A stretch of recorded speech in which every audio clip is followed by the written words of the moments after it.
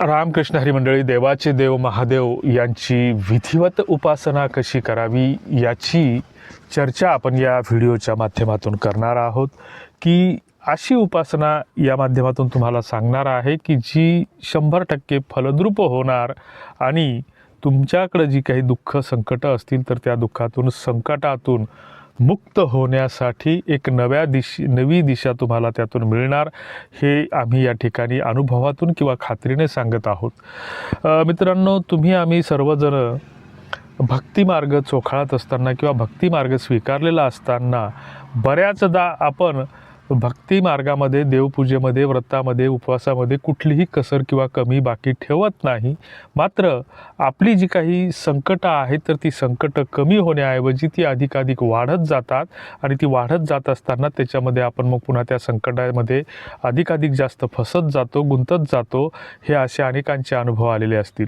मात्र या दुःखातून, या संकटातून मुक्त होण्यासाठी आपण ज्या काही उपासना करतो किंवा जे काही विधी करतो तर त्याच्यामध्ये बऱ्याचदा काय होतं की आपल्याकडून अनाधानाने चुका होतात आणि मग ह्या चुका होत असताना मग त्याचे ज्या काही प्रतिक्रिया सकारात्मक येण्याऐवजी नकारात्मक प्रतिक्रिया त्यातून उमटत असतात. बऱ्याचदा आपले जे काही विधी असतील, व्रत असतील तर त्याच्यामध्ये आपण म्हणतो साधी भक्ती, भोळी भक्ती. मात्र मग ती साधी भोळी जर भक्ती असेल तर मग आपण साधी भोळीच भक्ती केली पाहिजे. मात्र अवघड भक्ती मार्गाच्या वाट्याला आपण जाऊ नये, ही गोष्ट आपण पहिल्यांदा समजून घेतली पाहिजे. आता भक्ती उपासनेचा मार्ग निवडत असताना आपल्याकडे ज्या काही धार्मिक परंपरा आहेत तर त्याच्यामध्ये प्रामुख्यानं 2 प्रकारच्या परंपरा आपण पाहतो आहोत. की एक पहिली जी परंपरा आहे तर ती आपली जुनी आणि योग्य दिशा देणारी जी काही परंपरा आहे तर ती संत विचारांची परंपरा आहे. दुसरी जी आपली धर्म परंपरा आहे तर ती दुसरी परंपरा ही व्रत, उपास, कर्मकांड, जी काही आपण ज्याला सनातनी परंपरा म्हणतो तर ती सनातनी धर्म परंपरा आहे. ह्या दोन्ही परंपरा एकमेकांना समांतर जरी असल्या तरी त्या एकमेकांच्या विरोधात आहेत किंवा वेगळ्या वेगळ्या आहेत असं म्हणायला हरकत नसावी. मग बऱ्याचदा काय होतं की आपण या दोन्हींची सरमिसळ करताना दिसतो. बऱ्याचदा आपण जी काही संत विचाराची जी परंपरा आहे तर त्या विचाराच्या परंपरेतून मग आपण दरवर्षी गावखेड्यामध्ये आपल्या सत्संग सप्ताहाचे कार्यक्रम उभे करतो. मग हे कार्यक्रम उभे करत असताना मग त्या ठिकाणी आपण लोकवर्गणी, आपला संतांचा मेळा त्या ठिकाणी जमतो आणि त्याही ठिकाणी मग कुठेतरी आपण कर्मकांडाची सरमिसळ करतो. म्हणजे हेही अर्ध आणि तेही अर्ध, किंवा हेही शेवटावर नेत नाही किंवा तेही शेवटावर नेत नाही, अशी आपली परिस्थिती निर्माण होते. बऱ्याचदा बरेच बुवा महाराज गावामध्ये येतात. संतांनी जे सांगितलेलं आहे तर संतांनी जो काही ईश्वरी प्राप्तीचा जो काही मार्ग सांगितलेला आहे तर तो वेगळा आणि भिन्न आहे आणि दुसरा जो काही मार्ग आहे जो कर्मकांडाचा तर तो वेगळा आणि भिन्न आहे. तर त्याच्यासाठी पहिल्यांदा आपल्याला हे ठरवावं लागेल की आपल्याला जर संत विचाराच्या मार्गाने जायचं असेल तर मग कर्मकांडाला आपण शिवसुद्धा नाही किंवा त्याला हातसुद्धा लावू नये. जर आपल्याला कर्मकांडाच्याच मार्गाने जायचं असेल तर मग संत विचाराला कुठेतरी आपण दूर बाजूला ठेवणं गरजेचं आहे. मग आपण आपले कर्मकांडाचेच अनुभव घेत राहावे आणि आमचा जो काही सल्ला असेल तर आमचा हा कर्मकांडापेक्षा संत विचाराला आम्ही या ठिकाणी प्राधान्य देतो आहोत. मग संत विचाराच्या प्रेरणेतून अनेकांची दुःख संकट ही मुक्त झालेली आहेत, नाहीशी झालेली आहेत. याचा अनुभव आम्ही घेतलेला आहे आणि तुमच्यापैकी अनेकांनाही आलेला असेल. मग आता जो काही शिव आहे तर शिव हे तत्त्वसुद्धा संतांनी स्वीकारलेलंच तत्त्व आहे. आणि मग शिव उपासना म्हणजे काय तर शिवाची उपासना कशी करायची याबद्दल संतांनी जे काही सांगितलेलं आहे तर आपण जे काही रोज शिवाला म्हणजे महादेवाला पाणी घालतो, मग तो पाणी घातल्याच्या नंतर आपल्यामध्ये किंवा तुमच्यामध्ये शिव जागा होतो का, देवाला प्रश्न हा प्रश्न आपण आपल्या अंतमनाला विचारला पाहिजे. जर शिव फक्त मंदिरात असेल तर मग तो सर्वव्यापी कसा, आणि जर तो सर्वत्र असेल तर मग सर्वत्र असेल, इतर तित्र सर्वत्र असेल तर मग त्याची उपासना नेमकी कशी करायची हाही प्रश्न तुमच्या आमच्या मनामध्ये निर्माण होणार आहे. काय आज आपण शिव महादेव उपासना कर्मकांड म्हणून नाही तर जीवन पद्धती म्हणून ती समजून घेत असताना शिव म्हणजे फक्त देव नाही, तर शिव म्हणजे एक शांतता आहे, शून्यता आहे, जाणीव आहे, एक तत्व आहे. शिव भोळा आहे, शिव विरक्त आहे, शिव स्मशानयोगी आहे असंही आपण म्हणतो. मग शिवाला रूप आहे, परंतु तो रूपामध्ये कधीच अडकत नाही. शिव म्हणजे जो आहे तोच स्वीकारणारा.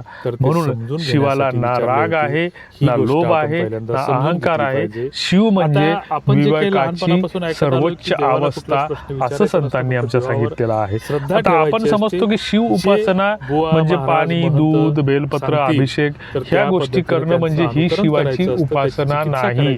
हे पहिल्यांदा आपण समजून घेतलं पाहिजे.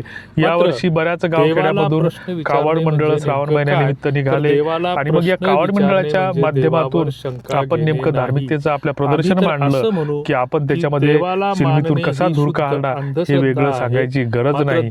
डीजेच्या तालावर ही कावड मंडळं निघाली आणि मग ही यातून आपली खरंच धार्मिक मूल्य रुजतात का, किंवा आपण जी काही धार्मिकता जो काही आपला पथ निर्माण केलेला आहे तर तो खरंच योग्य आहे का, अयोग्य आहे हे आपल्याला समजून घेणं गरजेचं आहे. आपल्याकडे विवाहाची एक संस्कृती आहे, विवाह संस्कार होत असतात की त्या विवाहाच्या माध्यमातून आपल्या म्हणूनच उपनिषदामध्ये स्त्री पुरुषाच्या नात्याला परस्पर सहजीवनाच्या अंगाने एक मान्यता मिळत असते. आणि मग त्या विधीमध्ये अडकण्यापूर्वी आपण मारुतीचं दर्शन घेण्याची आपल्याकडे गावखेड्यामध्ये सगळीकडेच प्रथा आहे.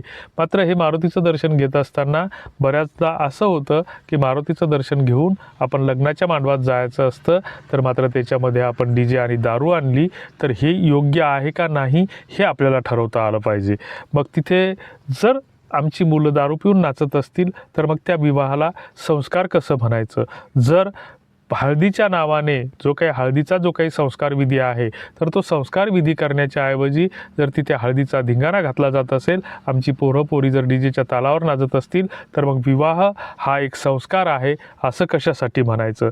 मेहंदीचा वेगळा धिंगाणा घातला जात असेल, विवाह हा संस्कार असेल तर संस्कार म्हणजे चांगल्या गुणांचा स्वीकार आणि वाईट गुणांचा वजाबाकी करणे याला आपण संस्कार म्हणत असतो. आणि मग त्या संस्काराच्या नावानं जर आमची मुलं मुली लग्नाच्या आधीच प्री वेडिंग साठी जात असतील आणि तिथं एकमेकांच्या तोंडात तोंड घालून वेगवेगळ्या चित्रविचित्र फोटो काढत असतील आणि त्याचं प्रदर्शन जर आपण विवाहाच्या मांडवामध्ये मांडत असू, स्क्रीनवर मांडत असू आणि त्याला जर आपण विवाहाचा संस्कार म्हणत असू तर त्याला संस्कार म्हणायचं की विकृतपणा म्हणायचं हे आपल्याला ठरवता आलं पाहिजे. आणि मग शिवाची उपासना करत असताना तुकाराम महाराज म्हणतात की देह देवाचं देऊळ आहे. ज्ञानेश्वर महाराज सांगतात की जो अंतरात आहे तोच शिवाला जाणतो. आणि मग हे सगळं करत असताना जी काही शिवभक्तीच्या नावाखाली किंवा शिवाच्या उपासनेच्या नावाखाली जे काही तुम्हाला व्रत उपास सांगितले जातात तर ते कुठंतरी चुकीचे आहेत असं आम्हाला वाटतं. कारण शिवभक्तीच्या नावाखाली तुमच्या आमच्या मनामध्ये भीती आणि अंधश्रद्धा पसरवली जाते. शिव हे एक व्यापक तत्व आहे आणि हे तत्व या तत्वाला मान्य करत असताना किंवा या तत्वाची पूजा करत असताना मग जी काही शिवालय असतील, शिवमंदिरं असतील किंवा जेव्हा जिथे कुठे एखादं स्थान असेल तर त्या ठिकाणी जाऊन आपण शिवाची उपासना आराधना केली पाहिजे. उपासना आराधना करणं म्हणजे नेमकं काय की बरेच आपली जुनी काही गावखेड्याबाहेर हेमाडपंथी मंदिरं आहेत की त्या ठिकाणी शांतता असते. गदारोळात किंवा गर्दीत कधीच पूजा किंवा भक्ती होत नसते, आराधना होत नसते. मात्र मग ते जर आपल्याला एखादं मंदिर जर सापडत नसेल तर कुठेतरी आपल्या शेतात, कुठेतरी एखाद्या निर्जन स्थळी की जिथे कुठेतरी शांतता आहे अशाच ठिकाणी जाऊन शिवाचं जे काही आकृती असेल, प्रतिकृती असेल किंवा शिवाचं जे काही प्रतिबिंब असेल तर ते नजरेमध्ये साठवण्याचा, मनामध्ये साठवण्याचा जर प्रयत्न केला तर ती खऱ्या अर्थाने शिवाची उपासना ठरते आणि ती उपासना फलद्रूप ठरते, फलदायी ठरते असा आमचा अनुभव आहे.